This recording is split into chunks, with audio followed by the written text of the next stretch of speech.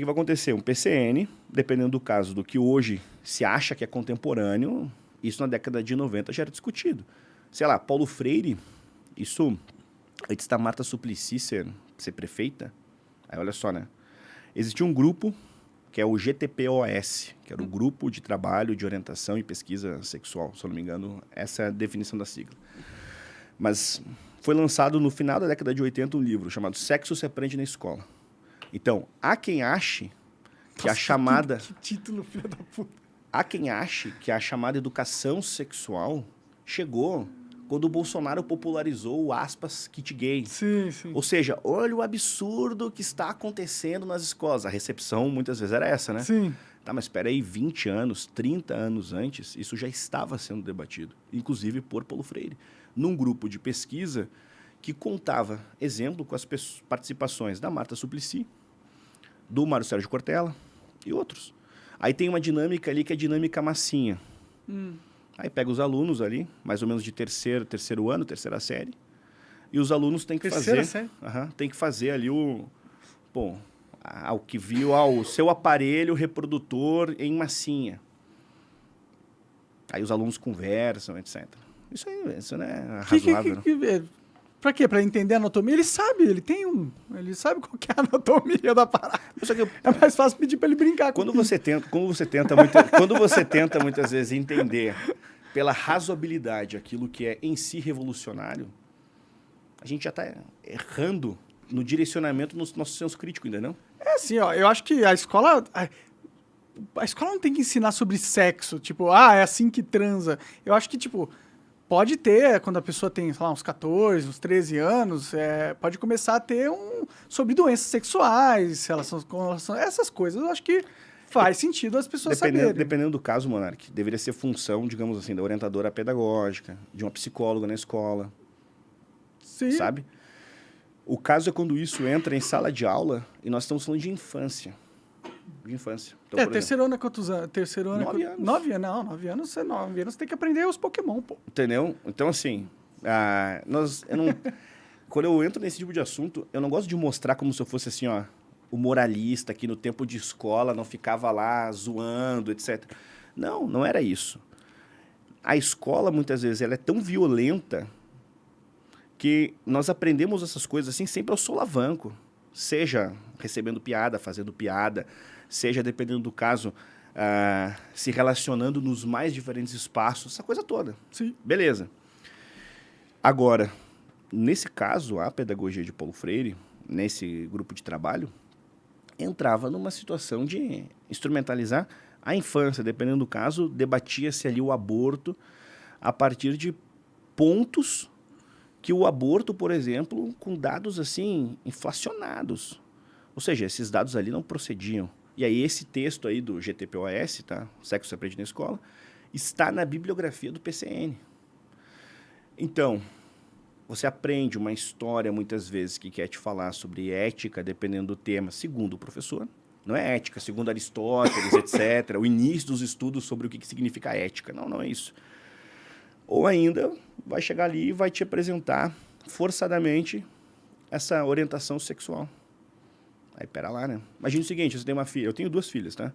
A mais velha tem 3 anos, a mais nova tem 1 ano. Aí, minha filha chega em casa com 9 anos e vem... papai, aprendi isso aqui em escola, veio com uma rola em massa de modelar. Tá de brincadeira comigo, né? É enlouquecedor isso aí, sim, entendeu? Sim, sim. Isso é enlouquecedor, isso é só ser razoável. Isso aqui não tem sentido, não entendeu? Tem, não. Isso aí não tem sentido. Sim. É foda, cara, é foda. E a gente sabe que isso é feito porque tem toda uma agenda política ali, né? De controle da mente das pessoas pra, no fim, gerar os votantes de merda, os caras que votam em Lula, tá ligado? Só que a gente tá falando isso aí na década de 80. Por isso que o Lula é o presidente. Não, mas imagina o seguinte, isso é a década de 80. Sim. E aí as pessoas ficaram escandalizadas com justiça, mas com atraso. Sim. Aquilo ali é o quê? 2011? Essa situação, acho, do kit gay do Bolsonaro, que ele botava ali o dedinho, lembra? Sim, sim. Então, assim, isso é 2011. Então, eu vou querer um cafezinho. Cafezinho? Um café. Então, assim, 2011. Então, imagine.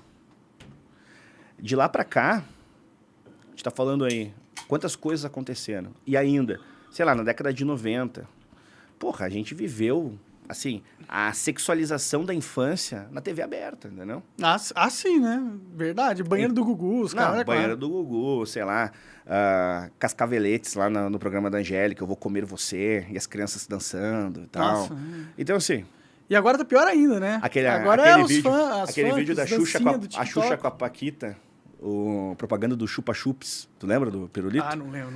Então, assim, é assim, programa de infância, criança. O que eu quero dizer com isso? Por que será? Por que essa necessidade de empurrar a sexualidade cedo nas crianças? Assim? Por quê? O que eles esperam ganhar com isso na sua imaginação? Olha, dependendo do caso, tem uma série de respostas para isso, né?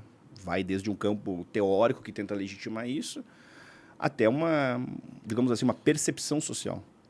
Só que quando a gente fala de crianças, de jovens, a gente está, de fato, atuando na geração futura, né? Mas por quê? Por que é vantajoso para eles, na percepção deles, que as crianças sejam ultrasexualizadas, assim? Por que eles querem crianças que sexualizem mais cedo? Por que tem essa... O que eles ganham? O que eles vão transformar a sociedade? Por que isso é positivo? Fico tentando pensar, porque... Qual que é a positividade de ter crianças sexualizadas, assim, para a sociedade? Não vejo nenhuma positividade. No caso de Paulo Freire, dentro desse grupo, a justificativa era dar para as crianças aquilo que elas não recebem normalmente em casa. Ou seja, dar a formação, a orientação sexual que elas não receberam em casa. A partir disso, teremos ali pessoas com maior consciência sobre o corpo, maior domínio, maior autonomia, essa coisa toda. O que acontece é o seguinte, a gente entra num tema que é o verdadeiro vespeiro, porque se a gente for discutir sexualização infantil dentro da história brasileira, nós teríamos que começar a levantar o questionamento assim, tá bom, porque o Gugu promovia a banheira do Gugu domingo de tarde, a família sentava e assistia aquilo ali passivamente. A gente precisa entrar tanto no elemento teórico como no campo das mentalidades. É um estudo que eu acho que no Brasil ainda não foi feito. Isso é interessante. Muito. Teria curiosidade de saber mais sobre... A história das mentalidades das famílias brasileiras no que se refere à infância nesses últimos 40 anos. Ainda, o conceito de infância que nós conhecemos, ele é relativamente recente. Ainda vem uma outra coisa. Exemplo, se a gente for pensar no Brasil no começo do século XX, não era estranho, e talvez tu tenha casos assim na tua família e tal, tenho casos assim na minha família, de que assim, até metade do século XX, dependendo do caso, assim, a tua bisavó, por exemplo, tinha 12 anos e casou. Pode crer, tem que... Hoje, isso já não é mais aceitável. Sim. Ou seja, a gente também precisaria entrar nesse estudo em como a mentalidade, digamos assim, no nosso país, no que se refere ao entendimento de infância, o entendimento do feminino, essa associação, dependendo do caso, de que, olha, não é porque a mulher recém entrou no ciclo menstrual que ela necessariamente já é uma mulher. Essa série de questões, né? Sim. Tudo isso precisa entrar nesse estudo. Eu acho que é um trabalho que ainda não foi feito. Pode crer. Realmente é interessante como o brasileiro é sexualizado, cara. Nossas músicas populares são sexualizadas, nossas atrizes, tudo, as novelas. E só tá piorando. Às vezes eu fico achando que tem alguma coisa negativa que acontece com a gente quando a gente sexualiza mais rápido, tá ligado? E talvez coloque...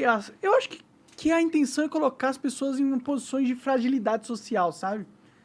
Porque, pô, se uma mulher ou um cara tem filho cedo, já dificulta a vida dele para ele arranjar um emprego, para ele estudar. Talvez seja uma tentativa de deixar a sociedade mais fraca de alguma forma, cara.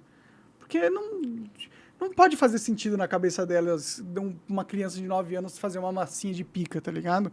Nem que precise eles pedirem para fazer, porque a maior coisa que mais tem é um moleque de 12 anos desenhando pica em tudo que é canto, né? No Rorex, na cadeira da sim, escola. Sim, sempre. Clássico. Você não precisa mandar eles fazerem isso, eles vão fazer automaticamente, né? Inclusive, a gente tinha que trabalhar para diminuir um pouco, né, da sexualização da galera. Eu penso assim, primeiro, né, esse tipo de enfraquecimento social, ele tem o seu sentido a partir do momento que, exemplo, dependendo da teoria, nesse caso a teoria freiriana, ele se apresenta ali como o homem que conduz, uma espécie de Moisés, entenderam? Entendi. Estou tirando vocês aqui, caminhem comigo, nós chegaremos para um lugar, a Terra Prometida, dentro do campo pedagógico. Então, que de fato existe uma questão de dominados e quem domina, isso sim. Eu não tenho como responder por óbvio, assim, ó, dentro desse estudo que eu disse que nem foi feito ainda, e então, assim, eu nem o fiz e nem teria como ter uma opinião sobre ele, né? Que a gente teria que entrar numa série de questões sobre a nossa mentalidade. Enquanto país, nesse sentido, o que se legitima. Dependendo do caso, a gente vai entrar, assim, exemplo, poxa, tinha tamanquinho da tiazinha. Tamanquinho da tiazinha. A tiazinha tinha toda uma apelação sexual. A tiazinha era total, né? Aí tinha um tamanquinho dela. Eu lembro, quando a gente fala no Sul, era piá. E aí eu ia nas festinhas, exemplo assim, ó, falando de festinha fantasia, com 10 anos, 11, tá? E aí as minhas coleguinhas de escola, dependendo do caso, de tiazinha. É foda. Tu entendeu? Sim, sim. Então, assim, quantos anos tu tem? Tenho 32. 32, então a gente tem quase a mesma idade, tem 31. Pode crer. Então, assim, a gente foi contemporâneo nisso. Sim, sim, sim. São feiticeira, tiazinha, isso é o tchan, concurso da loira mirim do tchan. Sim, sim, nossa. Tá entendendo, assim? Não, peraí. Pode crer. Aí, dependendo, assim, ó, pega no compasso, tá entendendo, assim? Pô, rebola na boca da garrafa, cara. Pois é, né? E aí, e aí, dependendo do caso, a família brasileira, como é que é? A família tradicional brasileira, muitas vezes ali adepta dos bons costumes, aplaudindo. Pois é, né? Naquela época eles não tinham essa pira, né? Inclusive, eles gostavam, né? Gostavam dessa parada. É. E pior que passou tempo e só piorou, né? Continua sexualizado, tudo e tal. Não, dependendo do caso, melhorou. Qual caso melhorou? Não, hoje, dependendo da situação, você não tem da mesma forma, em TV aberta, algo tão escrachado como existia. Aí a gente pode pensar assim, tá, mas isso aí porque a TV aberta perdeu o protagonismo, etc. A criança não vê TV aberta, né? Tá, a gente vai entrar numa série de questões para poder responder essa situação. Sim, sim. Mas, objetivamente, a grade televisiva já não legitima aquilo que legitimou. É verdade. Entendeu? Sim, sim. Ponto 2. Se o pai e a mãe exercem controle naquilo que os filhos fazem, assistem, o pai e a mãe conseguem, de fato, trabalhar isso e gerenciar. Porque esses meios, pelo menos assim, os que eu conheço, deixam os pais confortáveis. É sim, até no TikTok tem um modo pai lá. Eu nem conheço, que eu nunca entrei ali. Pode Assim, crer. é tão radioativo que eu nunca quis entrar. É. Entendeu? Mas tem coisa legal no TikTok também. É bom pôr conteúdo lá também. Ele viraliza bem, bastante as coisas lá. Mas tem muita dancinha, né? A primeira vez que você abre uma conta no TikTok, ele vai te entregar dancinha de mulher, tá ligado? Então, o que eu imagino que tem de jovem de 13 anos ali, o dia inteiro no TikTok, assim, só vendo dancinha, não deve ser pouco não, viu, cara? Mas aí tem falta algo antes disso, né? Os pais pai nunca, e mãe, nunca, mas os pais brasileiros, ó, eu tô te dando comida, te pus na escola, o resto você se vira, meu irmão, eu tenho que trabalhar, tenho que fazer outra coisa, tá ligado? Essa é a realidade dos pais brasileiros, tá ligado? Então, vai ser complicada aí essa situação. Você acaba de assistir um corte do Monarch Talks, agradeço demais, mas se você quiser ver o vídeo na íntegra e acompanhar ao vivo todas as transmissões, você tem que ir lá no rumble.com/monarch para não perder nada. Segue a gente lá.